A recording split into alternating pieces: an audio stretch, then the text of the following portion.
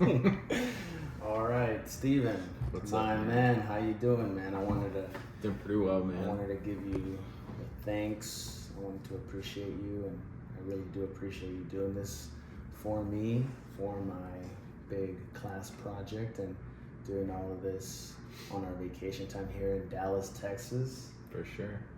I'm really looking forward to talking to you. At 19, not 19, you're 20. About to be 21. Wow, 21. Big So 2-1. young. I know. You are convinced at 20 years old that you are living your dream life now. Convinced. Thank you so much for talking with me today. I have a feeling this is going to go really, really well.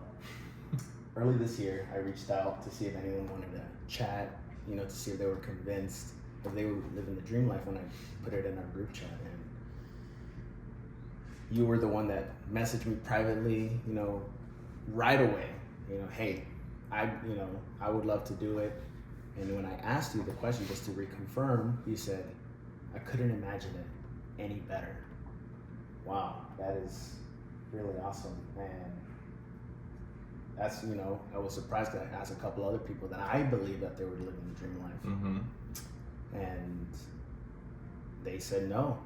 They had successful jobs, they had, lived a full life, and no, they did not feel done yet. So tell me, man, where did it all start? I wanted to hear about your upbringing. I know you grew up in Indiana, so what was that like? And so first 18 and a half years of my life were spent in Indianapolis, Indiana, which is a big shift from anywhere that we've been since then. Okay. But yeah, man, it was very, very blessed to grow up where we were. Like, I was a pastor's kid through and through. Okay. Worship pastor's kid. Okay. So music was the thing that, my dad's been leading worship like 20 years longer than I've been alive. Oh, wow. So grew up in not only a musician's and a singer's home, but also pastor's home. So very, very blessed and honored to have that upbringing. My parents got married at 18, 19, and we'll get to that. But Wow. I had a great example of marriage. I forget when their 25-year anniversary was, but it was I think it was a little while ago. But yeah, so they've been married for forever. They're super young, and they've always set the example. But yeah, growing up in a very Christian household, obviously, where they love Jesus, they were able to teach and guide us. Like, it's definitely played a huge impact on anything that I've done since then, anywhere that I've been since then. Musically, obviously, it's played a huge impact because I picked up music at 3 years old. That's all because of the house that I grew up in, and then being able to even steward that by my parents. And so yeah, bro, the place that I grew up and the upbringing, the biggest impact on what I'm doing now. And Indiana is such a different place. Like, we were here in Dallas, Texas. We were here for like a year and a half, couple of years doing school, and then now we're out in Flagler Beach, Florida. So Indianapolis is the biggest shift ever. Even just temperature-wise, like I probably count on one hand the times that it got over 85 degrees in Indiana. Wow. And it's like, that's nonstop here in Texas. That's pretty much nonstop in the summer in Florida. So big shift. I miss it sometimes. It's a very, very boring place, but city boy through and through, raised in the city. So that's what I'm used to. Okay. Wow. So what are the key differences of growing up in Indiana compared to now living in Flagler and Dallas as well? Yeah. Actually, Indiana is a lot more similar to where we are in Flagler, I feel like, than where we are or where we were in Texas, just because everything's so far away in Texas. Or not even so far away, just so spaced out. Okay. Like, everything's so much bigger here. Like, Indiana, Everything's bigger in Texas. Yes, exactly. Like, Flagler Beach is a little tiny town, so everyone knows each other. Right. Like, you get everywhere quickly. Yep. Indianapolis is a bigger city, but like, it's not that big. Like, you know each other. We grew up there, so like, you know your way around the city. Like, it feels a lot more similar. So like, it's a lot smaller than Dallas. It's a lot bigger than Flagler Beach, but it's like kind of that happy medium. dude, it's just boring. Like it's Indiana, you know, and I love that place to death, but it's just boring. Like it's just corn, and if you're not in the city, it's just there's nothing to do. They've got great coffee there though. Wow. Best coffee Okay. I've ever had in my life. Wow. But And you mentioned that your dad was a worship pastor. yeah, In Indiana, you growing up, what was that like in the house? Him being a worship pastor, you being around music all the time. dude. So I mean, it was nonstop. I mean, it still is nonstop. Like when we go back and visit our family, like he's always playing music. Okay. And you know, that's for better or for worse has rubbed off on me. Sometimes my wife is not the happiest at the constant, you know, loud music. Wow. Yeah. For sure. But no, dude, it was such a blessing being able to be raised in that house. And I mean, constantly music is going, singing and you know, just dancing and playing music. It's always happening. It was such a joy-filled home to grow up in, and them constantly being because my mom's a great singer too. My sister sings Okay. and dances a little bit, and so like it's just a musical household. Right. The whole family. Yeah, exactly. I mean, I think not our first Christmas card, but the first one that I can vividly remember was like all of us. We did like a band for like our Christmas cards. Like I was on the Nice. drums, my parents were on different instruments. Dang. Like so, I mean, that was just our family. That's Like so we cool. play music, and that's how we pass the time. The amount of videos I have of my dad on the keyboard and us singing stupid made up songs, like it's such a huge thing Yeah. to growing up. You know. How would you say that affected your day-to-day life today? I mean, dude, like every day, like there's singing and a playing of music and a worship to the Lord, and that's what I grew up in every single day. That's what we would do. We'd play music, we would sing songs, we'd worship Jesus, and Okay. that's an everyday thing now. Like Yeah. part of that is like, oh, of course I'm gonna constantly be playing music and, you know, worshiping and doing this stuff. That's Right. what I grew up in. That's what I love to do. You know. Wow, that is so awesome because I see you here day in and day out, and you're always playing, you're always singing, and it really goes to show that it's started, you know, fundamentally in your home in Indiana with your parents normalizing that in the household, always singing, always playing, you know, probably having devotionals or time as a whole family playing together as a band, like you said. Yeah. You mentioned that your main instrument is the drums. And how does someone of your stature get to be as good as you are? What does it take to be the drummer that Steven is?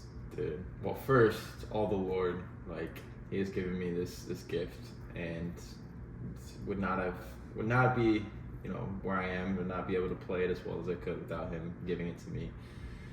I mean, that's evident because I was playing the drums at 3 years old, you know, playing the Hannah Montana theme song on the walls in the bed. Dude, that's the moment. I was playing the Hannah Montana theme song. That's okay. Oh no! I lost the camera. Oh, it's back up. There it Maybe. Yeah, it's back. Back on my face. There we go. I won't bang on the table anymore. Do it on the chest. Yeah. No, but literally, I was doing that all over the house, and that's when my parents knew. They were like, "Holy crap, this kid can play the drums." Oh, okay, so you had a beat at a young age. Yes. Okay. Wow. Yeah. So I mean, it starts there, like a God-given gift for sure. But then just like stewarding it well. Like I took drum lessons for a little bit, and I think that definitely helped. It didn't really help my playing as much as it helped just like the style of music that I like to play. Okay.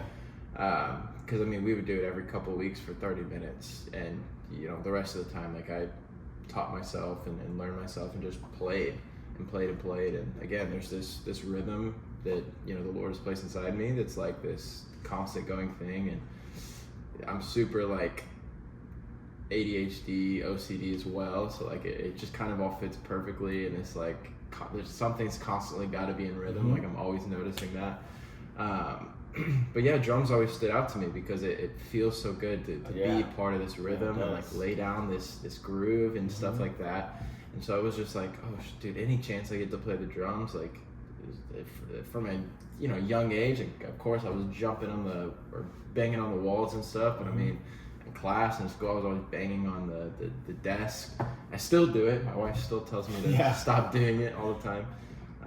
But yeah, dude, no, it's a lot of first God-given gift, and then a lot of like just practicing, just playing. Right. But yeah, honestly, it's not much of my own doing. Okay, so you would say that it was a lot of the Lord that gave you that gift, and you watered that plant, right? You took care of, like you said, you were stewarding that gift well. Yeah. And you ultimately were in, you were in percussion in, middle school, high school, and that landed you a scholarship to the most difficult, top jazz bands in, in the whole U.S., not the whole world. Yeah. And talk a little bit about that. What did it take to get up to that point? Well, so, and I should have mentioned this, but my parents played a big role in it as well. Like, I didn't know what I was doing as a young kid. I was just beating on this instrument, and it sounded good. So, like, they got me in these lessons that I started doing. I remember I was in 6th grade. We're about to go into middle school, which is how we did in Indiana. So about to go into 7th grade, about to go into middle school. There's the jazz band in middle school, which is only for 8th graders. Okay. 8th graders only are allowed in because it's the top band in the school, like super prestigious. Which actually, we'll get there with this. The jazz band director, huge impact on my life. Okay. But anyways, so 6th grade, and I remember like we're planning to go to the next year, and my parents are like, this guy's great at drums. At that point, I'm already playing at church pretty much every single week. And so like, this guy's great at drums. They see that there's this jazz program, and they're like, okay, it's only for 8th graders, but like, what if I reach out to the band directors and I schedule like, hey, my kid's pretty good at drums, like, can we just come in after hours sometime and do a rehearsal? So like, they set that up, they talked to that, and they were like, all right, buddy, we're gonna go to the school like after hours, we're gonna sit with this guy, this jazz director, and I just want you to play for him. And I did, and that opportunity, they were like, dude, we need to have you in here, like, please, like, come play. Which again, not in my own doing, like, it was amazing. Even just thinking back on it, it was awesome. But like, that's an open door as well. And so being a younger kid, and it's only by 1 year, I'm younger in terms of that class, but being a 7th grader in an 8th grade class, like, they're all great musicians, or at least better than what I usually would be surrounded with. And so that allowed me to grow a lot. And as I said, like the band director, I mean, I still talk to him all the time today. Like, wow. Yeah, nice. All the time. Like, he was my biggest like figure in growing in music at that age, and just growing as a man, as a man of God. Like, still today, like, influenced me in so many ways every time I talk to him. So he played a big role in just stewarding that gift and stewarding it with the Lord, knowing that, hey, this is a God-given gift. He was a worship pastor. He's still a full-time worship pastor today. So it's like he's huge impact on how I played that instrument. So yeah, like they set me up for success early, and then every single opportunity that they could to kind of help push me in that direction they took. Middle school, and then in high school, getting in the jazz band. Right. Or what is it, sophomore year, and I was playing football this time. I was a quarterback, and so I went from being starting quarterback in middle school, and then I got to high school, and I broke my foot. Oh. And so I was still trying to show up to practice and do the drills, but I really could just throw the ball. I've got a great arm, but like, you can't do much with a broken foot. Right. And so I kind of got benched that year. I can't do much. So football started, like, dude, I love football so much, but it started to just kind of like fall to the wayside in lieu of music and loving that. But sophomore year, sorry, I'm all over the place. Let me start back. No, you're good. Please our keep school, going. and this is just how the Lord works, but our school in Indianapolis was one of the top programs, not only in Indianapolis, but in the entire country for jazz music. At what grade? This is in high school. Okay. High school. Okay. So 9th through 12th grade. Yes. And in marching band. Okay. So they always placed at least top 15 in the nation every single year. Their jazz band was one of the top jazz schools for like high schoolers in the nation every single year, which is just, wow, such a blessing that I got to be a part of that. But sophomore year, I'm playing football, or no, this isn't even sophomore year. This is freshman year. I'm playing okay. football, and I've got a great relationship with these band directors, obviously, because I knew them since middle school a little bit. We're right across the street from each other. So I've got a great relationship with them, and I'm playing football at the time. Football's coming to the close a little bit, and so the way marching band works is you play at all the football games, you play at all these games, and then starting in like the middle of the football season and then lasting a little bit after the football season is like the competition season for marching band. So you're not only playing the games, you're going to different places and you're competing. And Indianapolis is the heart for like a lot of stuff. It's in the middle. For sure. So the NFL Combine is there, but the marching band, like a lot of the national stuff is in Indianapolis. Okay. So we wouldn't even have to travel. Like we just, 40 minutes away, we're at the Lucas Oil Stadium. But anyways, so the JV football season is ending. I'm a freshman, so yes, I'm on JV. It's ending, and I'm like, I have the opportunity to just sit on the bench for varsity the rest of their season. But band director comes up and they're like, we're doing a jazz show this year, and we would really love, like, our vision for this is to have this stage in the middle where the singers are going to come and perform, but we want it to look like, because it's the 1920s, we want it to look like Harlem jazz. So we want to have like a little jazz trio on the stage. So they got this bass player, this acoustic bass player. His name was Nico. I love Nico. I miss Nico. Okay. This acoustic bass player. They've got this. I think they had like another guitar player there that was playing. And then they had a drum set, but they had no one to play drum set. Okay. And it's a whole jazz show. Right. And so me, I'm like, I love jazz. I'm great at jazz. I'm doing jazz constantly. They're like, we need someone to do this. We will completely cover the cost for marching band if you come and you be our drummer for marching band. Okay. And again, perfect timing with football season ending. And so, sorry, Mom and Dad, I lied to my parents and I said I was still doing football, and I would skip football practice and I would go to marching band practice. Dude, I used to skip football morning practice to go hang out in the band room. Like I was a nerd. I was a band nerd.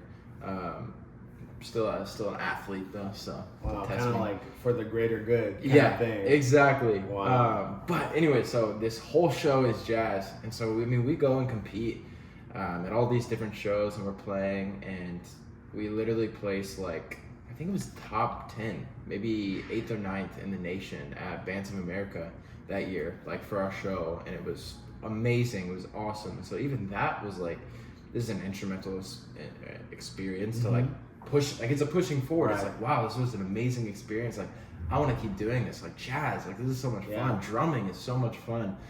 And then I did show choir the next couple years, and not show choir. I did do show choir. I played the drums for show choir. But I did marching band the next couple of years too, on top of everything. But like jazz was kind of at the center, always. Played a little bit of jazz keys. Not very well. Very nice. So you were in jazz band, you were in marching band, you were playing the drums mainly at your church. I assume. Every week. I was reading an article. It's called The Jazz Drummer. It's by the Rolling Stones, which mentions the importance of influences for your drumming. And I know you mentioned Larnell Lewis as one of your main inspirations, and you telling me now that your director in middle school, had a big influence on you. In what ways has he and other artists influenced your style of playing to create your unique style? Dude, well, Larnell is insane. Like, Snarky Puppy, so he usually is playing for. That's right. Stupid good. So is like Dave Weckles, another great one, who's crazy good. But I mean, these guys kind of like broke my mind, like broke the frame of my mind for like what drumming can look like. Like instead of like the typical like 4/4, standard jazz drumming or whatever it may be, like these guys like broke the mold in my brain of what jazz drumming could look like. Like it was so out there, some of their playing, and so like technical and just crazy and so effortless that I was like, dude, I have to play like that. And so there was like this new spark in me when I first discovered like even just Snarky Puppy. And there's a video today of their song Lingus that I'll still watch Lingus today. is one of my favorites. Yes, I love Snarky Puppy. And it's the most stupid. And Corey Henry, who's on the keys, goes Yeah. absolutely dumb, and he's another like amazing guy, amazing player. Oh my gosh, we're losing it. That's on me. Wow.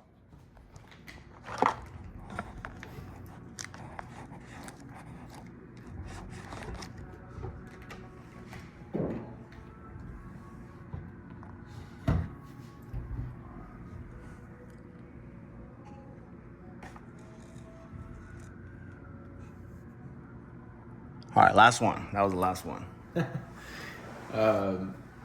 But yeah, dude, it's so like so effortless the way that they Right. play, and it was so like different that I was like, bro, I have to play like this. So I just began to like start, and it would sound stupid, because I'd be just doing like crazy stuff on the drums sometimes.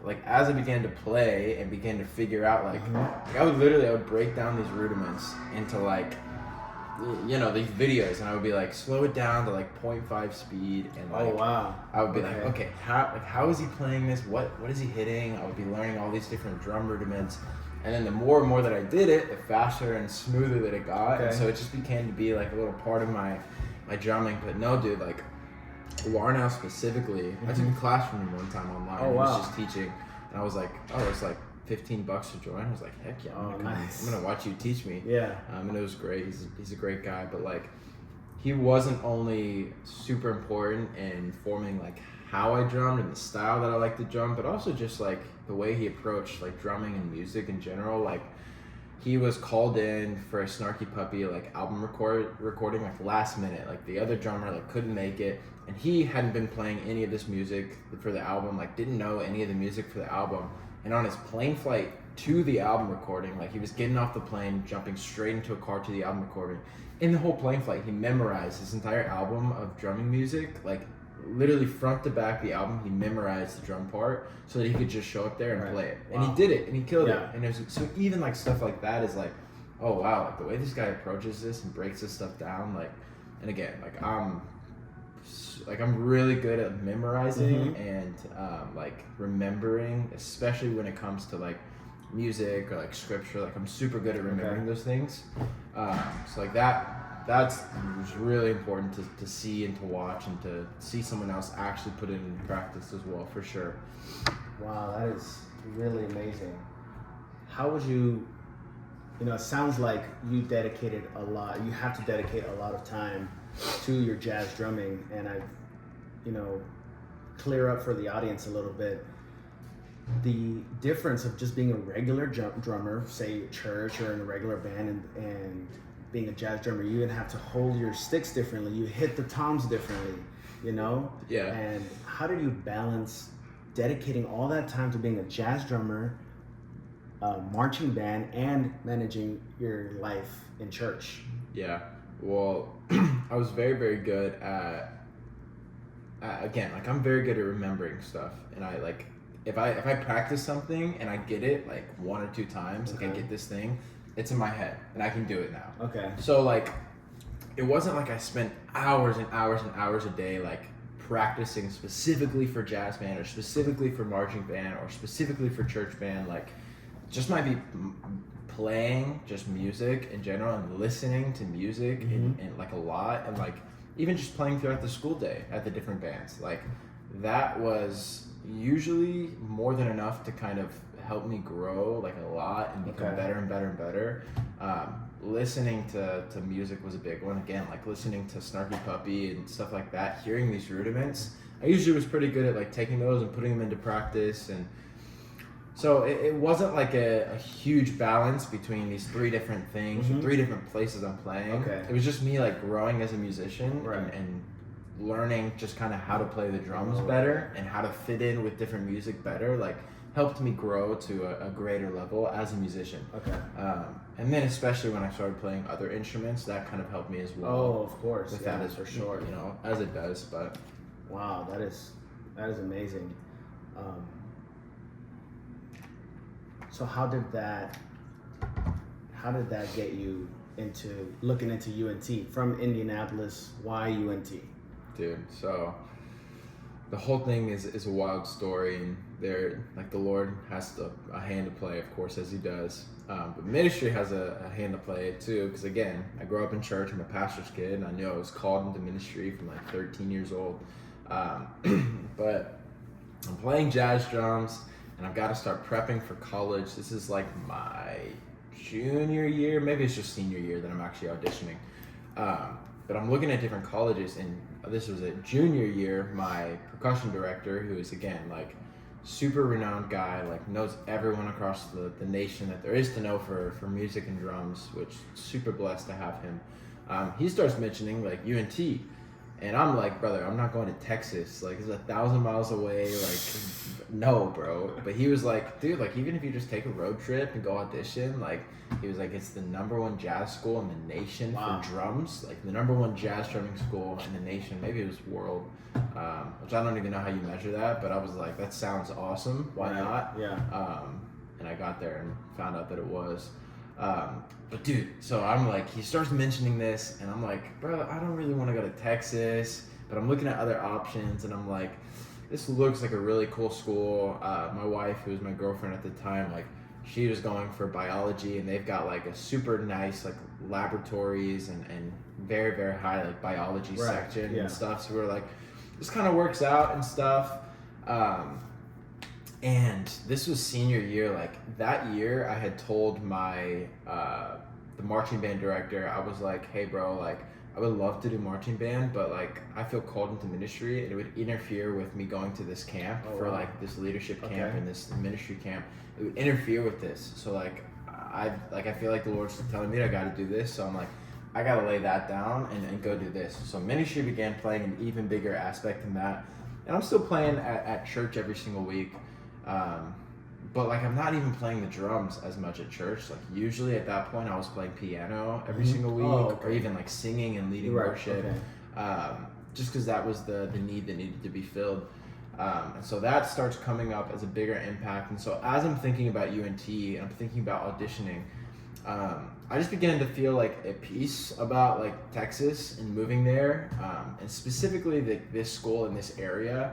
And I had no idea why. I just thought it was because, nice drumming school, like I can drum there, like this would be awesome. So I go and I audition, and even before like the audition, and this is again my senior year of high school, like I obviously still loved music. It was the greatest thing outside of Jesus in the world, like music. This is what I do, like I love this. But the prospect of being a jazz drummer for my career, just like, it started to seem like less and less appealing. And like, that's all I ever wanted to do from a kid, was I want to play drums for a living, like always. And so like, it was like this weird feeling, and I didn't know how to describe it, but it was like this weird feeling of like, this is like, I don't know if I want to do this the rest of my life. And I deeply love this thing, but I don't know if I want to do this. And so I'm like, you know what? I'm going to go audition anyways, because I felt a piece about Texas. So I go and I audition, and it was a great audition. I just wasn't really feeling it, but it was a great audition. I did my interview, and they call me back. I get accepted or whatever, like to this school and to this program, which I was like, that's great. And then it was like last minute, I got another email that was like, hey, actually, like, we have to put you on a waiting list. Like, we have too many kids. We have to, like, and again, I just passed, I got accepted, I did all this stuff, my interview was great, all of this. And then after that, like, I got this message. It was like, again, like, we have to put you on a waiting list. You might be able to make it in like second semester. We'll plan on it. We just have too many kids right at this moment. And I was like, oh shoot, okay. But again, this was like, I'd still been feeling this like, man, I don't really know if I want to do this. And so I had a good long talk with our band director, and I was like, if I don't make this, like if I don't actually get this in, like, she was like, are you still gonna go to Texas? Or like, you have this gift of music, you want to do music, like why don't you go and look at other schools and actually focus on other schools? And I was like, honestly, even if I don't get into UNT for music, I was like, I think we're still gonna go there. Like, it didn't make sense. I was like, I think we're still gonna go there. There's just this piece about it, and like, it's 1,000 miles away. We were 18. We'd be moving away from my family. No one we knew out there besides each other, my girlfriend and I. But we were like, we just feel a peace about moving here. So we did. We moved there. And I just remember I was so lost on like our opening day of school, like when we had to choose like our major, because I was like, I don't even know what to do. Like I think I went to like 3 different majors, like classes that day, because I was like kinesiology, like health studies, and finally I just settled on business because I knew I was like, I'm called into ministry. I know the Lord has some kind of a plan. Let's just do business as a general thing. But it was just like a willy-nilly decision. It was just like, man, I don't even know why I'm doing business. I'm just choosing business.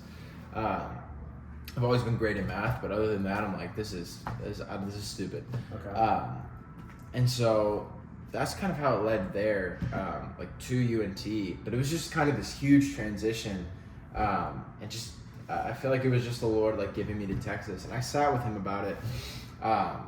Like I sat with the Lord about it, and I was like, man, like God, like I got accepted. I did all this. Like I've been training for like it feels like 8 years of my life for this moment. Right. For And this you're position. 18, so yes, I was like half your life. Yes, I was like, why in the world, like why would you get my hopes up and then all of a sudden shoot them back down? Like, why is this happening? Right. And I remember this so clearly. And I told my band director this, who was like, he's kind of on the fence about believing in God and all these things. But I told him this because I felt it so strongly. I was like, the Lord told me, he was like, I wanted you to know that I've given you this gift. Like, you can be accepted into the top music school in the world. I've given you this gift. I've given you this beautiful thing of drumming, and it's from me. But this isn't what I want you to do for your life. This is not what I want you to do for the rest of your life. And I heard that and felt that so clearly and strongly. And so I was pissed about this last minute freaking change up. But I started feeling at peace, and I was like, you know what? Okay, like whatever it is, I know he wants me here. That was another part of it. I led you specifically to this place. Texas. I know you want me here. I'm gonna go and I'm gonna follow, and I'm just gonna be obedient. And I barely knew what obedience looked like. I mean, again, I've been at home in Indiana Right. for all of my life. Like I didn't know what moving cross country to follow the Lord looked like yet. Okay. Like no clue. But I was like, you know what? I'm gonna be obedient. And my parents, they were like, they love Texas. They've always loved Texas, and now they actually live there. Wow. But they were like, dude, yeah, just go to Texas. Like do this thing. So yeah, that's kind of how I got to UNT. Wow, that's a crazy story, and of course UNT insanely difficult to get into. You know, you've had these what it seems like doors closing, right? Marching band wasn't really working out, and you're trying to get into the, you know, you got into the school, you aced that interview, and it's not easy, right? You have to be the best. It's the best jazz band in the nation. You have to be the best drummer, right? Yeah. But that is intense. And you mentioned that it had a good biology program for Tori. What was that like? You and your girlfriend at the time were wanting to move together to a new state by yourselves. Like you said, you didn't know anybody else except each other. How confident were you to moving with your girlfriend? How long have you guys been together for you to be so confident to go to a new state for college? Yeah, so I mean, we met in 7th grade, and we started dating in 7th grade. Wow, okay. Yeah, so, and actually, I was dating this other girl for like, I think it had been like 10 months at the time. This was my first girlfriend ever. And I met her in class. We sat next to each other in class, and we were... Which class? It was English class. Oh, okay. And we were making paper wedding rings for each other. And she was like posting it to her like Instagram. And I had no idea. I didn't know social media until I was 18. Okay. But wow. Yeah. But I was dating this other girl for like 10 months, and then I was making paper wedding rings with this other girl. So like, this other girl's now my wife, thank God. But like, yeah, so we met 7th grade, and we started dating 7th grade. I feel like we were off and on there for like a year, and then like 8th grade we started like dating, and like that was like the date, like the date-a-thon. We're gonna date till we're married. That's what happened. And then, you know, so I had a lot of confidence in this. I mean, it had been, I think it was 5 years at that point. Maybe a little longer, maybe a little shorter, but it was around 5 years we had been together at that point. And so I was like, yeah, like we're doing anything together. And even if it's just us, like maybe we'll be a little bit lonely at first, but we'll have each other. We have the Lord. And so it was, yeah, I had a lot of confidence in moving alone, Okay. with her, obviously. I want to talk about what you said, that you knew you wanted to marry her in 8th grade. You know, you hear about, you know, someone marrying their high school sweetheart, and it's rare when people marry their high school sweetheart. It's even more rare to hear of someone marrying their middle school sweetheart. That is crazy. Yeah. I read another article. It's called Dating in Light of Christ by Courtney Ann Irby. And it talks about the importance of Christian dating. In what ways can you relate to a relationship with Christ at the center? And how does it differ from a secular relationship? Dude, everything's different. And I guess I don't have the best perspective on secular dating, because to me it's always been Christ-centered, and I didn't always look like Jesus, of course. Okay, right. But I always had this knowledge of Jesus is at the center, whether I lived like it or not. And so dating with Christ at the center is like, it's the biggest thing, because you both have this push towards looking like Jesus, or at least trying to. And so in your marriage and or I guess just even in your relationship, like, you both want to try to, you know, treat each other well. Like, you both have an understanding of what you're pushing towards, which is marriage. Like, it's not just, we're not just dating to date or dating to have sex and that's it, like this wishy-washy culture. Like, it's like, oh no, we're dating so that we can get to marriage, so that we can be with each other for life. And that was the biggest thing of having Christ at the center of that, is like, we know like what we're pushing towards. In 8th grade. In 8th grade. And we didn't always look like it. Like, you know, we're high schoolers, we're moody, we have feelings, and so we weren't always the best at keeping this up. But like, there was always a love that was stronger than even our love for each other, and that's kind of what held us together, for sure. Okay, so even, you know, like I said, in 8th grade, someone doesn't even know who they are in high school, much less in middle school. You're a kid, but you had your identity in Christ. Yeah. And it just goes to show, you know, what have the fruits of that. You know, you guys, obviously you had to grow. Each of you had to grow, but you guys grew together. Yeah. You know, you didn't become codependent. You guys matured together. Absolutely. And you guys stayed together because Christ was at the center of your relationship. Yeah.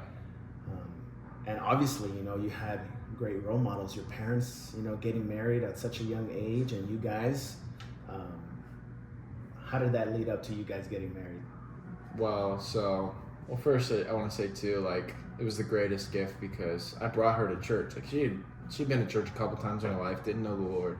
So like, I got to bring her to church, and where she gave her life to Christ. And so like, even watching her grow in that to where we are now has been such a beautiful thing. But like, I, again, always knew we wanted to marry her. My thought, and I don't even know if I ever told her this, I had this big plan. Like, it wasn't really an actual plan, but I was like, it would be really cool to propose at graduation. It would be really cool to do this. Wow. But it didn't come to fruition. I forget why, probably because I didn't have the money for a freaking wedding ring at that point. But we graduated high school, and at that point we knew we were going to UNT. So we had a couple months of living in Indiana before we moved with my family. And so I took my mom one day, and actually we got her grandma's old wedding ring. And so it's a little small diamond, but it's the most pure, beautiful diamond.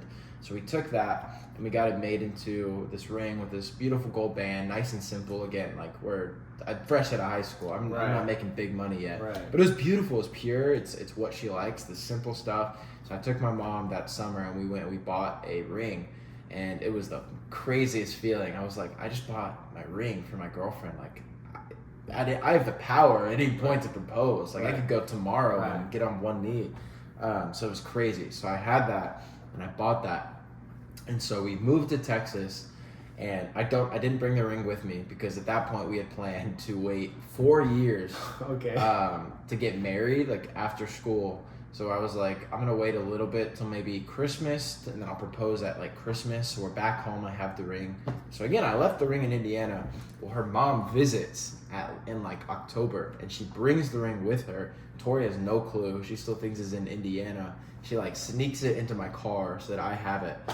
So this is October, and we have these friends there that we make, and one of them's he shoots photos and stuff, and so we had been hanging out with him like 4 times a week, probably more. Okay. Every single night we would go and we would hang out with these guys. And so it wasn't like a weird thing when we would ask them to come hang out with us and do things. So October comes around and I text him and I'm like, hey, I'm going to propose to Tori on this date. We're going to go to the Dallas Botanical Gardens. Will you guys come and hang out with us, obviously, but like, could you take our pictures and be a part of this? So October 22nd comes around and we go to the Dallas Botanical Gardens, and I was stressed all day because I couldn't find the spot. Like, I saw this spot online and it was gorgeous. It was like this big canopy bridge with like these leaves and stuff. It was awesome, but I couldn't find it. We were walking around for hours and I couldn't find it. So literally the park is like about to close. We're walking back to the beginning and I'm like, man, I cannot go today without proposing. Like, I'm not going to fail that bad. So we get to a spot where we had already taken pictures that day. And I'm like, babe, let's take more pictures here. And she was kind of pissed. She was like, bro, why? We just took pictures. So we did, and that's why I got on one knee and proposed. I literally forgot what I was going to say to her. Like, I was so stressed and nervous, but it was beautiful. So I proposed then, and again, at that point, we were like, okay, we're going to wait till we graduate college to get married. But that didn't happen. The Lord started closing doors about school and stuff, and we got away from UNT, so we were like, and we felt so heavy, we were like, the Lord wants us to get married before then. So literally it was next September that we finally had our wedding and we got married. I was 19, she was 20 at the time, and now we're 20, 21, so super young, obviously, but like the greatest gift ever, for sure. Wow. How long were you guys dating before you made that decision of proposing? Like, before I knew that one day I was going to, or before I actually did? Before you actually did. I think it was like 6 years at that point. No, maybe it was like 5 years at that point. Okay. Time is so skewed when you've been with each other like half your life. Yeah, you know? for sure. But it'd been for a long time, long enough to know that, this was my wife for sure. But I love that, man, and just talking to you now, when you talk about drumming, your face lights up and you get all emotional. You start banging on the table, and because it's something that you're passionate about. That was it still is a big part of your life. When I hear you drumming, you're one of the best drummers I've ever heard, and the things that the way you hit it's different because of the amount of training that you put in. You're passionate. That's your life. You love that, and your body is it lights up when you start talking about it, right? Yeah. The same thing happens when you're talking about your wife. Your eyes light up. You start smiling with your teeth, and the way you're talking about her, it really goes to show, and it really has me convinced that you are living the dream life. And I think that's a very big factor in you being so satisfied or being so happy with your life where you are right now. I think it has a big role as your wife, and I love to see that you guys are centered in Christ, and it really shows. Like, wow, what an example, So you and your wife, or you and your girlfriend at the time, decide to leave Indiana, and you guys moved to Dallas together to go to the school. And then what happened? How long were you at UNT before things changed? So we were there for just a year. Okay. A year at UNT. And actually, my roommate that year I'd met over the summer on social media, and he was like, he went to church in the area, and so I met him, and we got to, like, through the roommate process, we were gonna live together, and it was you didn't know this person? No, I met him online. There's like a page on Instagram that's like, meet your roommate. Like, if you want a roommate, like, you can post about yourself, which is funny, but yeah. So anyways, so like a couple weeks before we actually moved down there and meet each other, he's like, I just started going to this new church actually, and dude, you would love it, and it's great, and this is now the church that we're planning in Florida from Dallas, Texas. Okay. But at this point it was called Freedom House, and so I looked them up online and everything, and I'm like, I so vividly remember I was watching one of their videos, and I was like, why is worship an hour long, bro. Like, I'm so used to 25-minute worship. Oh, okay. I was like, Wow. dude, these guys like to sing, bro. Yeah. Like, this is a 2-hour video of church. Like, Dang. what is going on? So I remember watching that and stuff like that, and I was like, oh, this looks cool. So we get to Texas, and then we were gonna go to Freedom House.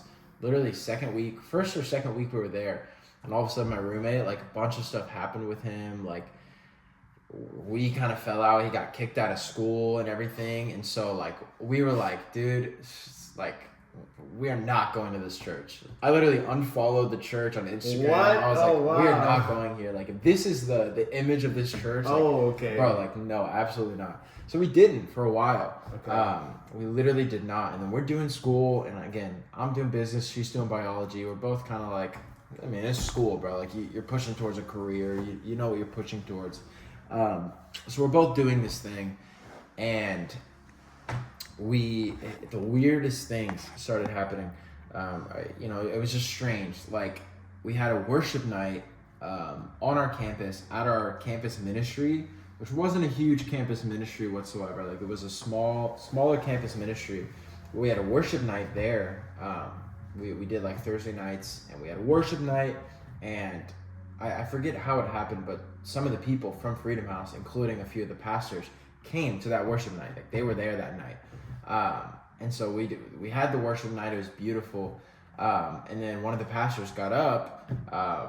His name is Kevin, and he prophesied like over me, and he was like, "You're gonna have to leave some stuff behind in these next few weeks, and the Lord's like bringing you into something new, basically." Wow. And I was like, "What the heck? Like, you don't even know me, and you're like, Right. you say you have a word from the Lord for me," and it had been pinpointing on what we had been feeling. And so I messaged him the next day and was like, "Thank you so much for that word last night. It was great." I followed him on Instagram, all that stuff. And that was on Thursday night. The next night we had a men's night, like, for this campus ministry, and I was on my way there, and I get a text from Freedom House, like their automated text. I'd never given my phone number to anyone, never done anything like that, and I just get a text from them. And again, I was freaked out. I was like, how do you even have my number? Like, how did you figure this out? And it was just an automated text for like their yearly giving statement, because this was like in the I think it was towards the end of the year. It was like, You're giving this year, like, what it has done. So I watched the video of Miles and Dee, which are our pastors there, and I was just like, man, that's kind of odd. But I kept pushing forward. I went to the night, got home that night, and I couldn't sleep. And so I wake, like, I'm up at like 1, 2 a.m. and I'm just like watching worship videos on YouTube. There's a church called Upper Room, and I'm just sitting there, I'm just watching the worship videos, being with the Lord, because I can't sleep. And all of a sudden I'm scrolling, and like one of Freedom House's videos pops up on my thing. And again, like, I'd never gone to YouTube and watched one of their videos. Like, it was just the one that I saw like a while back. But I'm on my phone and I see this video, and I'm like, oh, this is weird. So I click on it, and I was just like, I was literally like, I was locked into this. Like, the Lord just suddenly like focused me, and it was like, oh, this is the most beautiful thing like ever. Like, this is so wonderful. Like, I feel the Lord so much on this. And he was like, you have to go. You have to go. And this was Friday. They had service on Saturday night, and it was 2 a.m. and it was like, you have to go to this. And again, things had fallen out with this roommate. He was still going there. Okay.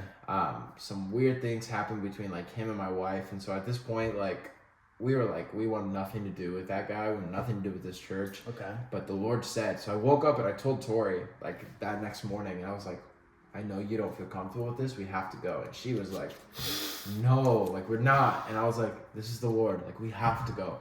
And again, we were engaged at that point. So she was on that path of having to listen to me.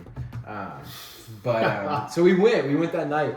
And I mean, the Lord met us, both of us, in such a beautiful way. Okay. And we actually like were able to shore things up with this guy there, like a little bit of nice like conversation of just like, this is what I'm feeling, like, I'm sorry. And it was such a beautiful night, and we knew like, oh, this is where we're supposed to be. And it was like 45 minutes away from our school. We were like, we will be here like as many days a week as you need. That next week, they text me during the week, and they're like, hey, our keys player called out, because I told them I play music. Oh, wow. And they were like, can you come play keys?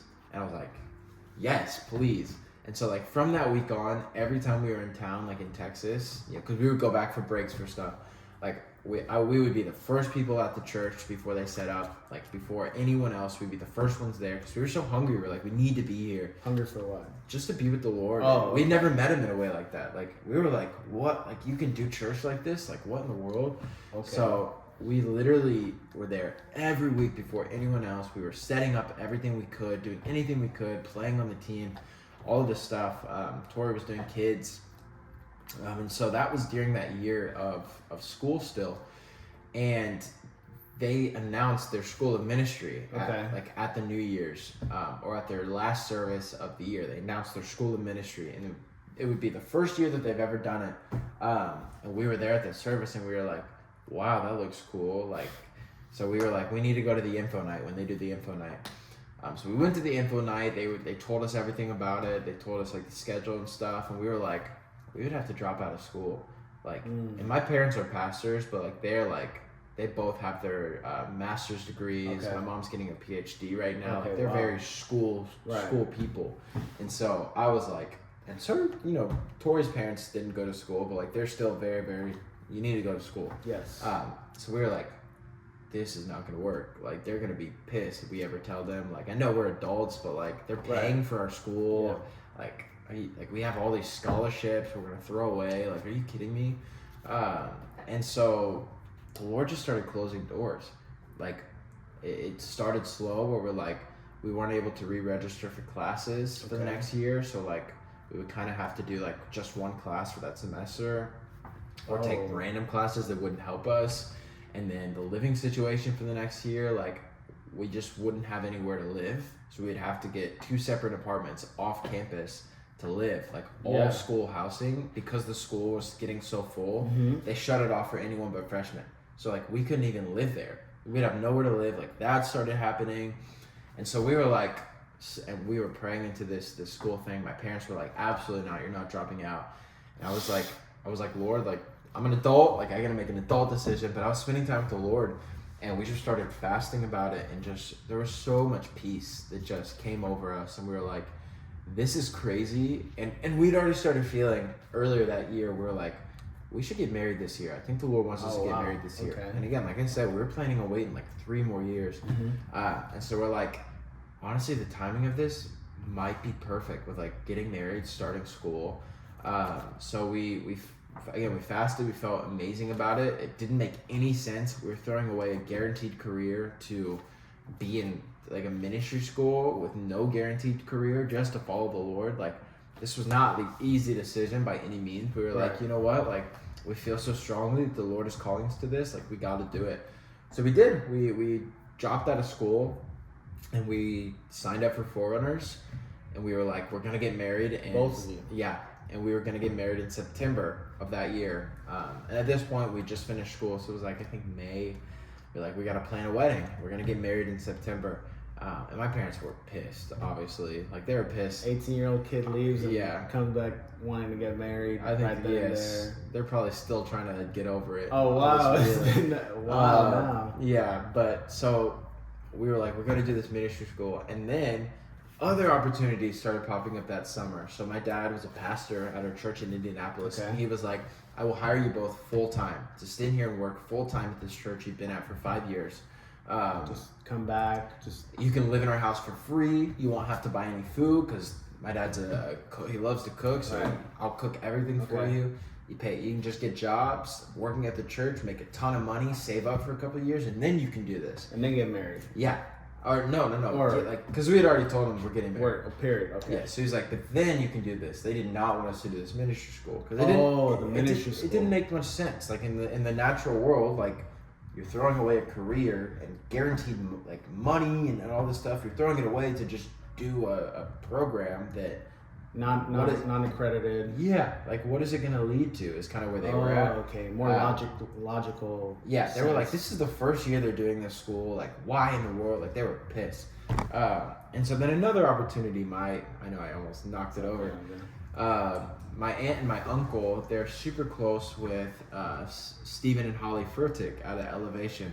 Like, super close with them, and they house all of their internship kids at their giant lake house in South Carolina. And so they texted us, and they were like, hey, like, you would be able to do this internship, get paid to do this internship, live at our house for free, a freaking lake house, live it at for free, and just save up a bunch of money and get to have great experience in the church. And we literally went and visited for 2 days. We were like, are you kidding me? I get a free like couple lake days? Right. Like, of course. Yeah. I mean, it was gorgeous. Like out there, like they're on the lake. They've got boats and jet skis, and they're like stupid rich. Yeah, they're living their life. Yeah, so we did that and we toured. And so both of these would have been like, we would have still been working in church. We'd have Great still options. been doing the Lord's work. But we knew like this isn't what He's called us to. You didn't feel at peace about it the same way you felt at peace Yes. about dropping out of school, or you didn't feel peace about, the same way. 1000%. We did not feel at peace. And so we knew we're like, this isn't what we're supposed to do. And again, my parents are still so pissed because we're throwing away opportunity after opportunity for this. But we knew there was such a strong pull. We got to do this. So anyways, we get married. Again, we're not making a lot of money. So it wasn't like this big extravagant wedding like we wanted. But it was beautiful because we got married. We got to get married. So we got married on a Friday night. Or no, we got married on a Saturday night. No, we got married on a Friday night, and the next 2 days we spent driving 1,000 miles to Texas. Like literally woke up Saturday morning Wow. and hit the road. Obviously we're married. We had a beautiful night together, beautiful morning together, but then we literally didn't even get to have like breakfast with the family. Like we stayed in a hotel Right. and we hit the road. We drove for 2 days, got to Texas, and then Monday morning, we got married on the 8th. We started school on the 11th. Monday morning, we started school. Wow. So- So ministry school. Yes. So you No honeymoon. dropped out of UNT. Go back to Indianapolis to get married. As soon as you guys get married, you guys book it back to start ministry school right away. Yeah. What was that transition like? You were going to school. That's what your parents wanted. You guys had your scholarships, and then transitioning to, like you said, it sounds like a 180, right? Your parents are supporting you. Now they're not. You guys were dating. Now you're married. What was that transition like? It was all happening at once. It was such a joyous thing. It was crazy. Oh, Like so it was like a positive thing. Yeah, You felt like good about it. absolutely. Wow. It was such a great thing. Like it all being brought in at the same time, such this big life change. Like it was awesome. Like we were so happy to just be there and like be a part because we knew it's where the Lord had us. Okay. And even to be married, like if you're together with anyone for 6 years, you're like, bro, can we please be married? Like that's what you want. So Really? like, we got to be married. Like we got to Yeah. be married, do the Lord's work. Our first apartment, we were flat broke. Like it was a miracle that we were ever able to pay rent. Like that's how broke we are. Like not really buying much food, not really doing much. Like our cars would break down and we would be like, God, like thank God for, family and friends that are so sweet and awesome that helped us. But like, dude, we were flat broke. But it was still such a joyous thing because we're here, we're doing the Lord's work, we're together. And that's really like all we needed. And so like even back then, like it was super stressful not being able to make rent and pay bills like we wanted. But like even back then I would have been like, man, I'm living the dream life simply because we're doing what the Lord wants us to do. Like that, it was that simple for me. But it was a crazy transition going from doing school and knowing that you're pushing towards a solid career or all of this. It was like this, okay, I'm literally following the Lord and that's all I know. Like I knew I was called into ministry in some aspect. I'm literally here following the Lord, and this school, this plan, the whole point of it, it's called Forerunners. The whole point of it is we're gonna send you. Like it's a sending school. Go Okay. into all the nations and make disciples. That's Jesus' great commission. And so that's the whole mission of the school. Like we're gonna build you up and raise you up so that we can send you out, Okay. and you can hit the streets and hit this world, and we can change this world and make it love Jesus. Like that was our whole mission. Okay. And that's all I knew. I didn't even know where we knew we were gonna move somewhere else year 2. You didn't know where. I didn't know at that point. Okay. Wow. But we were like, wherever it is, like we're fully You don't bought care. in. Wow. Fully bought in. But dude, it was a crazy transition. Dang. It sounds like, you've been a Christian all your life. Your dad was a worship pastor. You grew up in the church. But it sounds like like if you were a Christian, now you're a Christian on steroids, and now so it sounds like you had an encounter, right? You had an encounter with, like you said, the Lord. And when you say the Lord, you mean, what do you mean by Jesus. the Lord? Jesus. Okay. Yes. So it sounds like you had an encounter with Jesus. What was it like going to church on Saturday and class all week, then playing on the worship team on the weekend? What was that like? Dude, it was awesome. It was, and it's this surreal feeling because when you're doing what the Lord wants you to do, it's really hard to feel like you're too busy. Like, it's really, really hard. And so it was such an honor to be at church 6 days, sometimes 7 days a week. Oh. Like, I guess 5 days, sometimes 6 days a week. It was like we would always be the first ones there, no matter what. Like, we just wanted to be there. Like, be with the Lord, be at this place, because we knew the Lord wanted us there. And so like, I'm doing any opportunity we got to serve, like we would do that. Okay. It never was too busy for us, and of course we had plenty of time to be with each other, which is always great. So it wasn't like it was stealing time away from us, but it was like any opportunity we could to be here where the Lord wants us, we're gonna do it. Oh, okay. So it's it wasn't such a just joy. It wasn't just worship, but it was you're going to class all week, which is still at the church. So that was what, Monday through Thursday, and then Saturday was church, and right? then Sundays every other week we'd have young adults. Okay, and youth Wednesday nights. Wow. Okay, so you packed it out. Dedicating your time, to the Lord. You were hungry, like you said earlier. Yeah. How did that affect your walk with God? It just, when you're being so filled by the Lord, like, it's hard to be filled by anything else. And so that was really it. It's like I'm constantly being with the Lord, and I'm learning how to pray, and I'm learning how to just be with Him, and how to be a husband.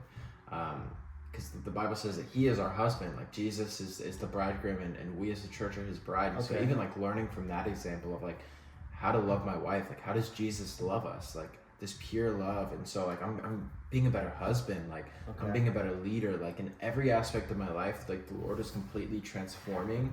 And it was such an intimate time, like such a beautiful time with Jesus, of like this learning and this growing. And it was like, I'm 20 years old, like in the grand scheme of things, like I know nothing, and yet the Lord is just building me up, like from the ground up, basically. Wow. Of like this, like I don't even know how to describe it. It was such a beautiful year, doing all of this and being with the Lord so much, and my first year being a husband, like it was such an awesome year, truly. What gave you the confidence? What would you say gave you the confidence to just say yes, to say, I don't care where you send me. I don't care, what you want me to do. But if you, God, want me to do it, that's what I'm doing. Where you want me to go, that's where I'm going. What gave you the confidence? How are you so confident to say, I don't care where this ministry school is going to send me? Well, dude, if everything in my life got stripped away, I'd still be left with Jesus. And so that was and still is every single day, like if everything gets stripped away with me, am I still satisfied? If my life gets taken away, if I have no more place to live, if God forbid my beautiful wife and our baby on the way are taken from me, and everything that I have and I consider my own is taken from me, would I still be 100% satisfied in Jesus? And if my answer is no, then I've got some pursuing to do. And that sounds out there and crazy and too extreme to a lot of people, but that's because that's how much Jesus loves us. And so like I have no choice but to love Him that desperately. Wow. That I was like, anywhere you want me to go, Lord, I'm going. Like literally anywhere. Wow. Like I don't care where you send me. I don't care what kind of spiritual climate or regular climate it is. Like I'm going, and I'm sinning. And Tori felt the same way. She was like, wherever it is, like we're in this together. Like we already moved 1,000 miles away and quit school to do this. Like we're fully bought. We can't back out now. Wow. Like we're fully bought in. Yeah. Was there ever a moment while you were in ministry school that you kind of got like cold feet, like, oh, maybe not go to another state? Or did it ever feel like maybe I'm making the wrong choice? Did you ever have a feeling that maybe it's not what God wanted you to do? Honestly, no. Never. Like there was always the times where, again, we weren't making much money, and so those were always stressful. But it never was like a cold feet moment because we knew that the Lord was there constantly. We had to remind ourselves that He was there constantly, but there was never a moment where we were like, we got to quit, like we got to back out now, like never. Okay. And then, so you're in ministry school, the Forerunners, and then what happened? What was the school like, and where did they end up choosing to send you guys? Dude, it was awesome. School was awesome. Just learning about the Lord, like how to fall in love with Him. But then a lot of practical ministry stuff. Like this is how you do ministry, like which was great for us, like learning this. And so what the place that they chose was actually their childhood, like home, like where they grew up, which is Flagler Beach, Florida. Okay. And they had moved from there like 4 years prior to plant the church in Dallas. And so they were like sending us back to that place. Okay. Completely different spiritual climate than Dallas, Texas. Dude, we were like, that's the place we wanted to go, was Florida. Like, it was such an answered prayer because it was either there or California. We knew that much, and we were like, we do not, like, God bless California. We did not want to go to California. We'd much rather go to Florida. Yeah. We literally have family in Florida, like right near there. We're living on the beach now, so it's like, wow, this is the dream life. We get to do it with we get to go preach the gospel at the beach every day. Yeah. Are you kidding me? Yeah. So we found out that, and we just immediately started planning. And I mean, it was like a running joke, even when we found out that it was like, oh, the Bakers are going to be there forever. The Bakers are going to stay there forever. Like that was because we were so like, we felt so strongly like, wow, this is home. And we're still living in Texas. We're doing ministry school, but we were like, this is home, and this is going to be home. We think for a long time. Like that was what we felt even back then. Yeah, which is funny because it was always like, oh, Bakers are Flagler forever. Like no matter what, they're never coming back to us. But yeah, dude. I had a question here. Said like, were there any doubts or fears? But based on your confidence in your, in how you're saying that you guys were ready to move, I think that answers the question. That there, correct me if I'm wrong, but there was no doubts or no fears, second guessing yourself, to moving to a new state, for the second time now. What was that transition like, moving from Texas? Now, that you said your dad had moved I know your dad moved here to Dallas, maybe to be closer to his son. And now his son that is in ministry school that, his dad didn't want him to be in. Yeah. Is now moving to another state. What was that like? Oh, they were not very happy, but at that point they were like, y'all are married, y'all already made the decision, like there's not much we can do. Acceptance. Yeah. But dude, that move was actually surreal because we knew that this was probably going to be home for a while. We had a better picture of what we were going there to do, and we're moving to beach. Like, literally a small 5,000 person beach town. And so like, it just felt so surreal moving there. And we sold like everything we owned in Texas, pretty much all of our furniture and stuff. Wow. We got rid of it, packed up our cars, and actually we just packed up my car. We shipped her car. Okay. It was actually a funny story. We still had a bunch of stuff. Okay. So we tried to put it in, you ever seen those bags you put on top of like SUVs, put suitcases in? Or like the boxes. Yeah, like an egg or a soft top, something like that. So we got a bag, and we were like, we can strap this to the top of my car and pack it full of stuff. So we did that, got it on top of the car. Well, we started driving in the morning, and it literally was weighing down the car so much that my car was sparking along the ground. Like any bump, it would spark. Just driving. Like moving to Flagler. We had our buddy Nathan driving behind us, and he was like, pieces of your car are flying back. Like, so we were like, oh no. So snap. We pulled over into a gas station. We got it off of this car, and it's freaking heavy. I don't even know how we got it up there. Got it off of this car.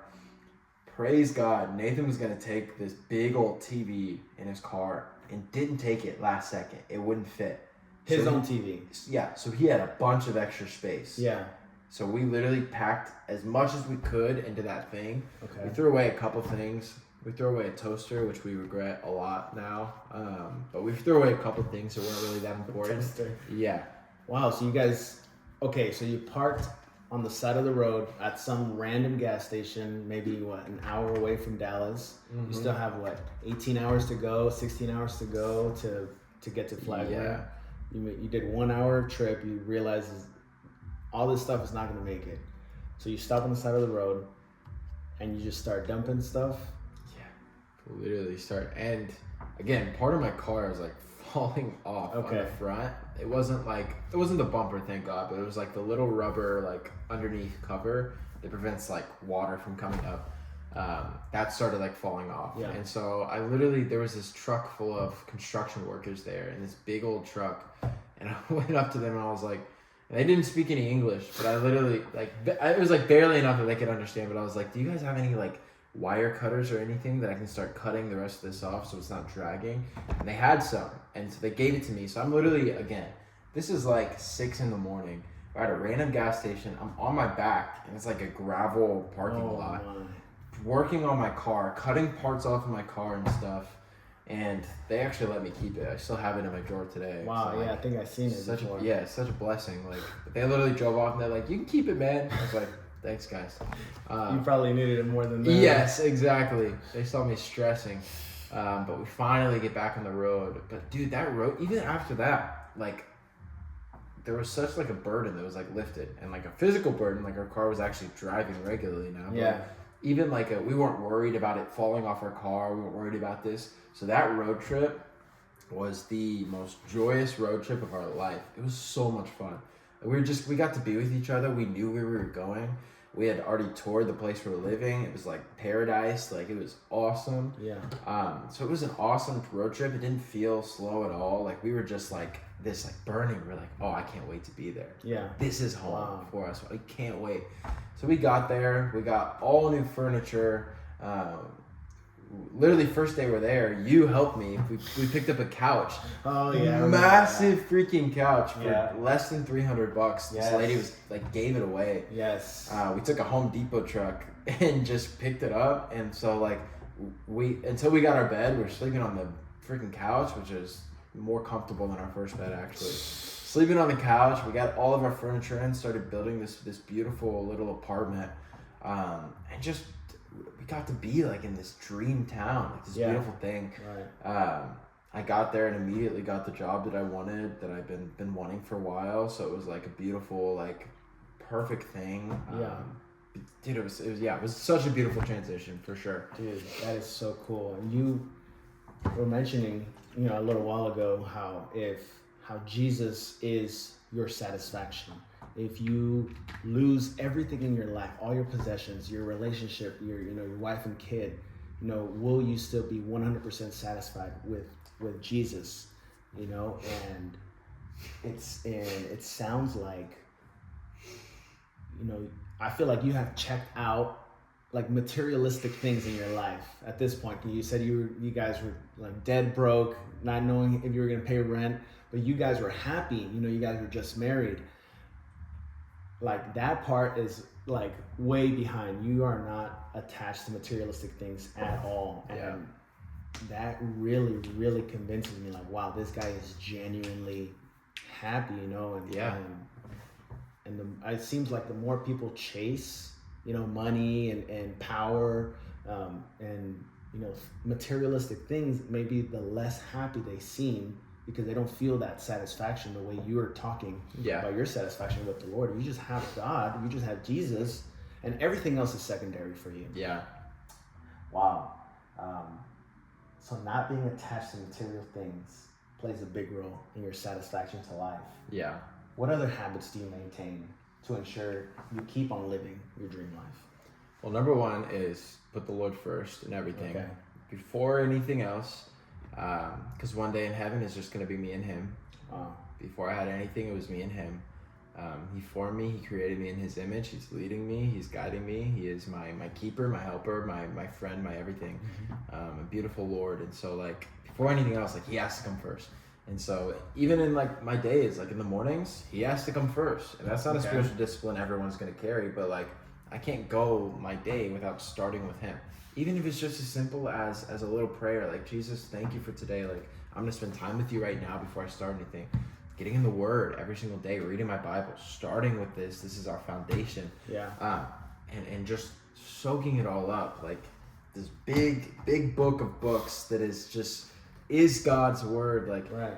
is this wonderful thing. Like, those are disciplines that are for sure, like, you have to keep meditating on it. Waking up early. Like, these are disciplines that are so important. Eating well, like getting exercise in, like keeping your body. Like, these are important things that are like, you know, they keep you disciplined. Yeah. Discipline is so It important. talks about all of that. Yes, absolutely. I mean, putting my wife, you know, outside of Jesus, putting her second. Like, what are her needs? Like, how can I serve her? How can I put her before me? How can I put her before anything else outside of the Lord? Like, what can we do to together follow Jesus and steward what we have in this home? Now with our beautiful baby girl on the way, like, Wow. how can we prepare for her and steward that? Yeah. So, like, there are these habits that, and really the big thing is just simplify your life. Like, simplify everything. Because I felt like life was so busy for 18, 19 years of my life. Like, I was so, like, life is busy, you know, there's all this social media and all this stuff. And like in Dallas, especially, the culture of church is like, you got to be showy. Like, you got to show up in your best fit, your Right, coolest yeah. stuff, like wear the coolest sunglasses and Jordans you can. Yeah. Like, and dude, that's fine. Like, I love like streetwear. I love to look nice. I love to look cool and dress like that. But when we moved to Flagler, and this is partly the culture of Flagler as well, but there was such a pull on my heart to, as a husband and as a follower of Jesus and as a leader of what we're doing in this church, to simplify everything. And Okay. it was literally like, and I felt it so strongly. It was like in my clothing and the things that I wear and what I do and my habits of life, like, simplify. And it's a lot easier to say that in a little quiet beach town, because like you can start your morning by, like, it takes 2 minutes to get to the beach, and you can sit with the Lord on the beach before you, like, I work, Yeah. I manage and run a coffee shop on the beach. Right. Like, it's a lot easier to simplify your life there, but even personally, like, let's simplify everything. Because the less noise that you allow in, the more, like, space that you give for the Lord to speak and to be with you. Like, it's just quiet. And Yeah, right. I got chills. nice. I got chills. The Holy Just saying Spirit that, chills. I need to write that one down. The more you simplify your life. The more space you give for the Lord to fill. Actually, I'm gonna just write that down. A little preaching moment right there for you. And it's helped so much, building these disciplines of simplicity. And it was literally it was the funniest thing. I had a nose ring in, or not even a nose ring, like a nose, like, piercing, and I thought it was the coolest thing ever. Some of my friends thought otherwise, but my wife had one too, where, like, these little matching nose piercings, which is a little funny now looking back on it. But literally and I'd already been feeling this, like, simplify.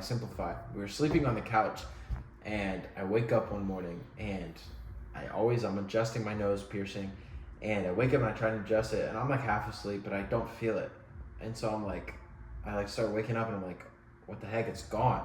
Like, it's out of my nose. And if you don't know anything about, like, nose and ear piercings, they clear up quick, especially if you hadn't had them for a while.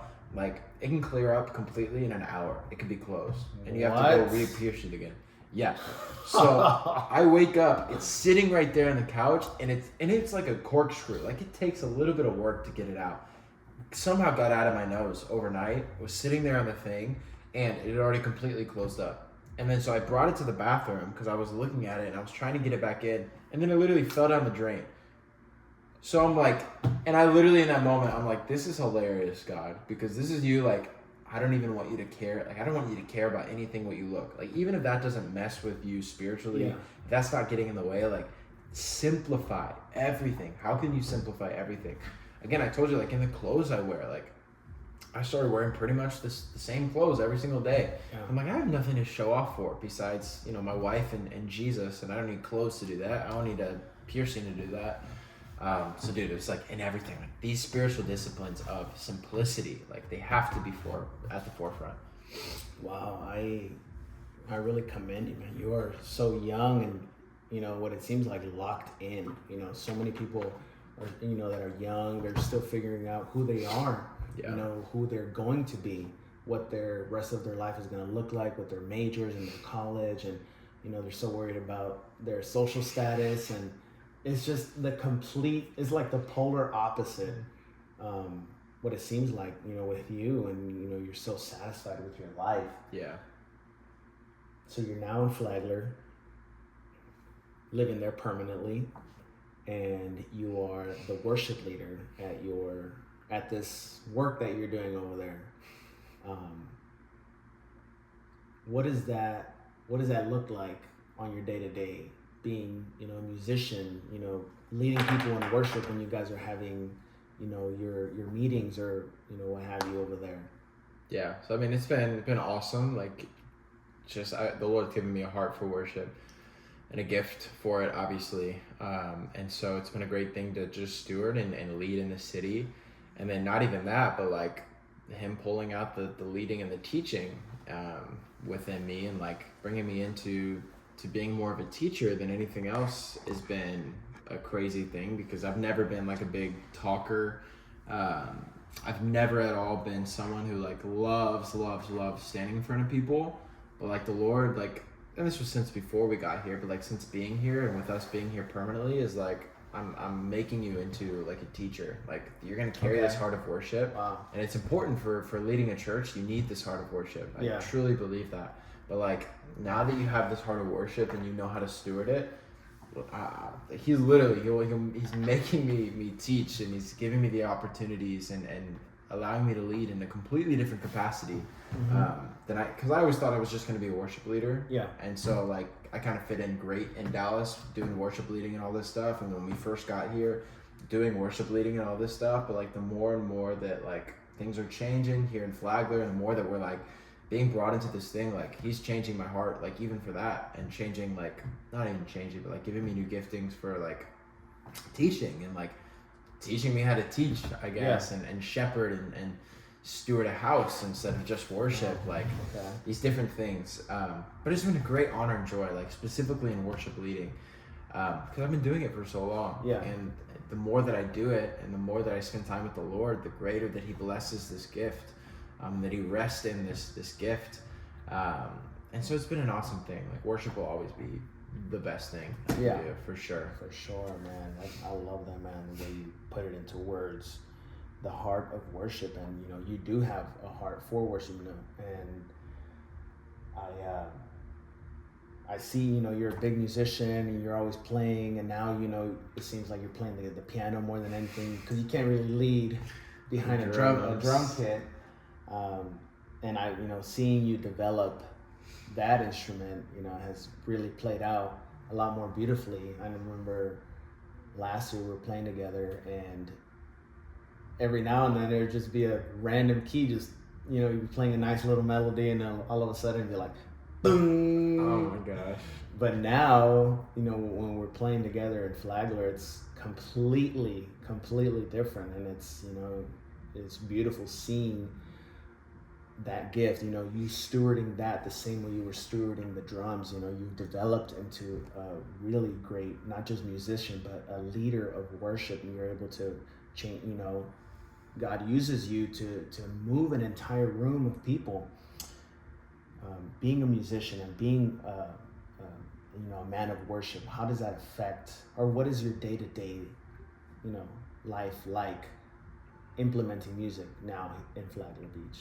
Dude, it's been awesome. Like, and the Lord has been, like, I've always not been great at songwriting, but since being here, the Lord's been just like bringing me back to this gift of like, I want you to use songwriting, because we're building a church here. And so we're not in a church weekly where we have all these systems and I can just come and lead worship or come and do worship. And so it's been this thing where the Lord's like, I don't want you to drop this gift. Like, just because you're leading worship less now, because you're doing house churches and different things, like, I want you to steward this gift every single day. And so like, I've even been songwriting again. Like it's funny to me. It's like a running joke to myself. But it's like every time I go take a shower, I feel like I get a new song, or I get like literally a new like chorus. Yeah. And I'm like, I run out of the shower Wow. and turn on voicemail. I'm like, record this. That's I so gotta record cool. this. But like that, even like that. And so like in my day-to-day time with the Lord, like I make it a priority to just even like pull out my guitar. It's right by my Yeah. desk. I'll pull out my guitar and I'm just gonna sing to Jesus. I don't care what song it is. I Yeah. don't care if it's made up. Like Wow. just sing to the Lord. You won't catch me listening to anything outside of worship music most times, unless Yeah. I'm listening to like Christian rap, because sometimes you gotta get hyped, you know. Yeah. Like the worship music and worship and living a life, like that's a life of worship. It's putting the Lord first, anyways. But worship in terms of like music and playing and singing has been such a important part, and I've had to keep that as an important part. I read a book called Music is Prayer by Thomas H. Troger. And it talks about the importance of music in worship and how a musician has the ability to use their music as personal worship and prayer, and really just their way of spending time with God. What would you say about your relationship with God when it comes to your many talents in music? It's definitely pushed it forward, like wow. music and stuff like that. And I mean, music is a great gift from the Lord. Like He created everything. He fills everything. So He created music and He fills music, and it's this beautiful thing of like being sensitive to the Lord and like writing a melody or writing a chorus. Like how are we how is this aligning with His heart? And so like that has pushed me into a deeper relationship with Him, because I'm constantly pursuing what He thinks about my music, what He thinks and what He wants me to write. And so like you constantly have to be with Him in writing music. And again, the Lord created music. Music is happening in the throne room of heaven, like constantly. This song that the angels sing. And so it's a beautiful thing, music. And so like again, it's just pushed me forward into a greater relationship with Jesus, like having this gift, stewarding this gift, leading in this gift. Yeah. Because oftentimes when you're singing, like if you don't know what to say, just sing. And you can just sing something as simple as like Agnus Dei, like sing holy, holy, holy, and the Lord will just, you'll feel Him immediately. And so it's a very, very sweet thing that the Lord has created, and is just changed a lot about how I have a relationship with Him, for sure. Wow, dude, that is powerful, man. And seeing you grow here in Flagler, and seeing your quiet time really shows in your public time. It really shows how much time you're spending with God, how much time you're just sitting with Him. Like you said, He's giving you songs, giving you melodies, and you start singing with Him. And then, I see this maybe once a week or every, 2 weeks, and I'll see it, but all the quiet time that you spent, it really shows in that, that 1 hour or two that we have together to worship together. Yeah. Well, and it's like, I think there's a pastor at a church called Jesus Image in Orlando, and I think he said, it might have been someone else, but I'm pretty sure it's him. He's like, there's not a bunch of different heavenly worship services happening.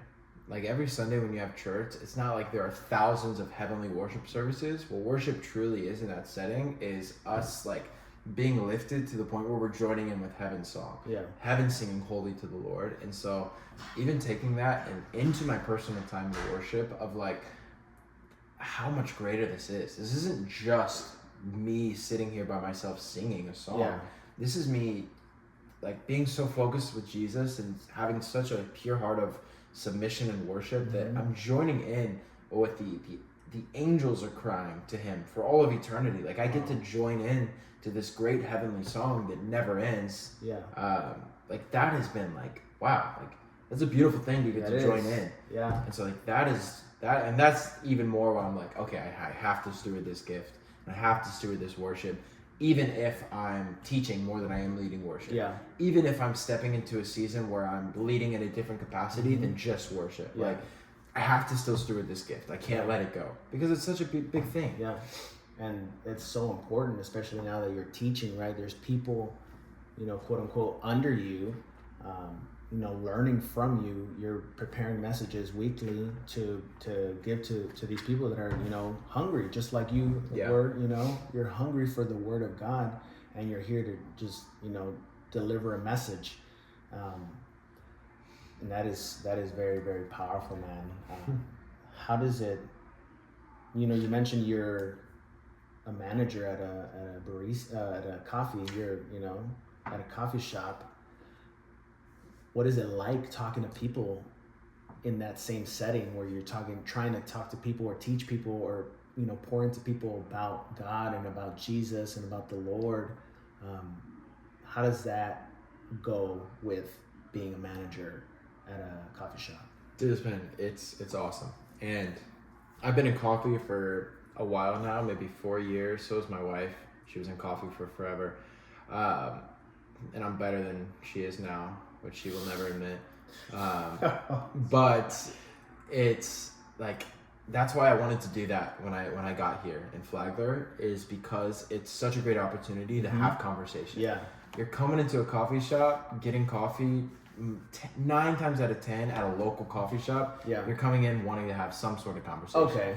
Even if it's just a hi, hello, like how are you doing to the, like, and we have the customers that obviously are like in and out, like I don't want to talk, but like you're usually open to that. Most of them are. Yes. And not only do I get to do what I love, and we've actually, since I've been there, we've completely transformed the coffee shop. So we get to, like, when I'm running everything, we get to actually focus on coffee, which coffee and Jesus are, hand in hand. Like, the Lord created coffee, but it's such a great ministry opportunity. Yeah. Because every single person that walks in the door, and some days I do a great job of stewarding this, some days I don't. Every single person that walks in the door is an opportunity, or could be an opportunity for, like, them to meet Jesus. Yeah. Or them to learn more about Jesus, or even just talk about Jesus, like, in their day. Like, every single person that I can have an intent conversation with. And so being able to run a coffee shop, like, I'm taking people's orders, I'm making coffee, and I'm talking to them about the coffee, and a lot of the times they'll ask, hey, how long have you been here? Like, yeah, I've been here for so-and-so. They're like, oh, like, why'd you move to Flagler? There's an open door. Yeah, there you go. I'm here to preach the gospel. Do you know Jesus? Or I'm here to plant a church where we're teaching people about Jesus. Like, do you know the Lord? And sometimes the Lord will stir my heart for people, and they'll be sitting in the shop, and I'll just start a conversation and be like, hey, like, I feel like the Lord's saying this. Or like, hey, like, can I just pray with you? Like, is that okay? And it's been awesome. It's such a great, like, missionary, like, ground. It's perfect for you. Yeah. It's really just a line, like you said, you got the job that you had been wanting for a long time. I read another article. It's called, Is a Robot Barista Better Than a Human Barista? Absolutely not. The main idea of the article is that most people who visit coffee shops generally have better feedback when they have a real barista making their drinks. So I think you answered this, but how important is it talking to people and making connections at a coffee shop for the ministry? Dude, it's so important.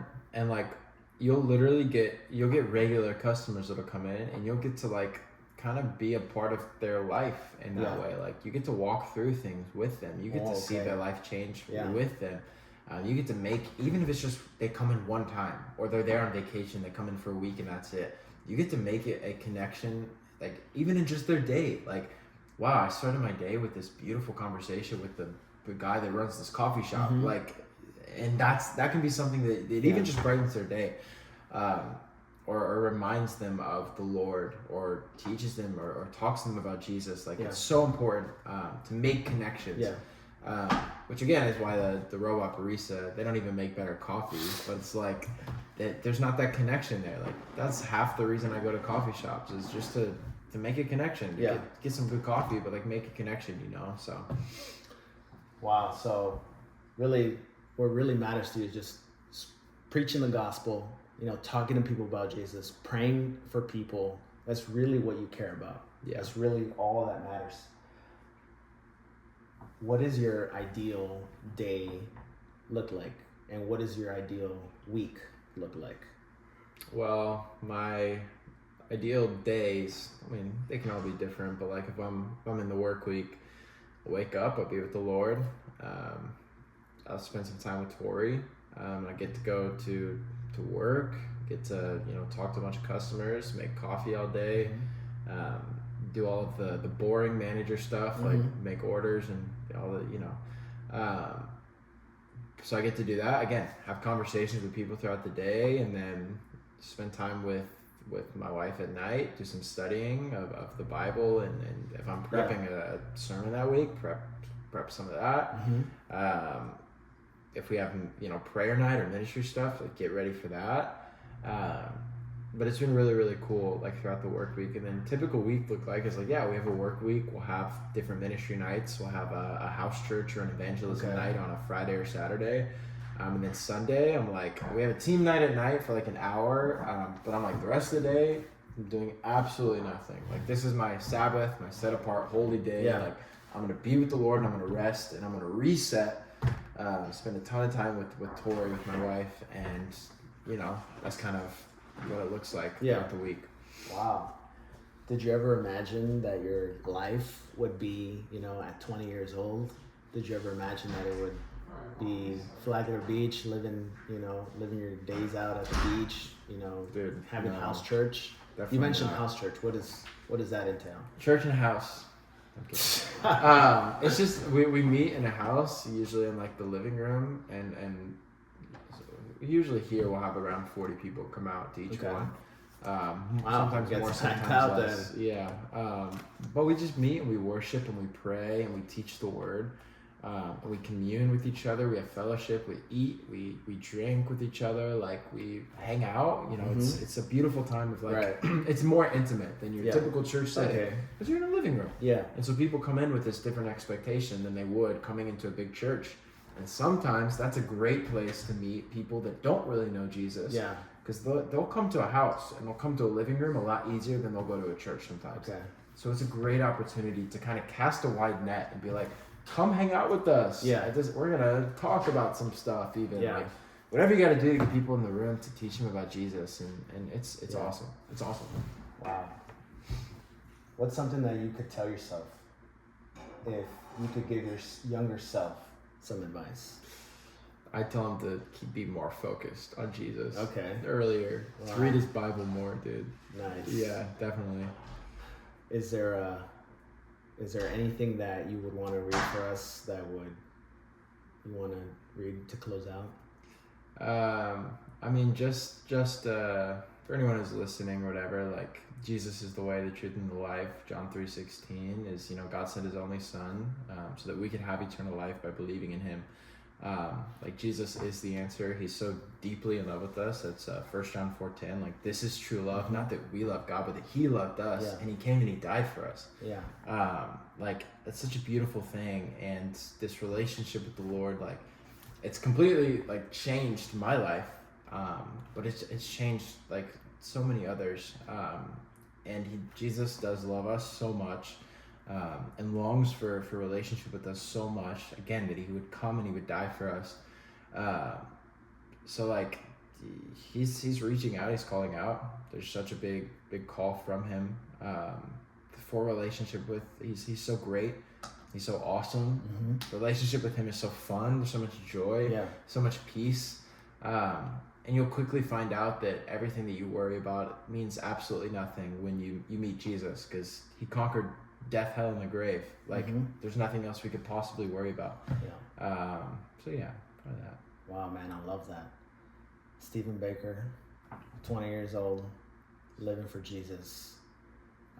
Would you mind showing us a little bit of what you do on your typical house church? Typical house church? Yeah, for worship. For worship? You want to pull out the keyboard? Yeah, a little something. Sure. Yeah, you can pull out the keyboard. Thank you for your time, brother. Of course. I got a key!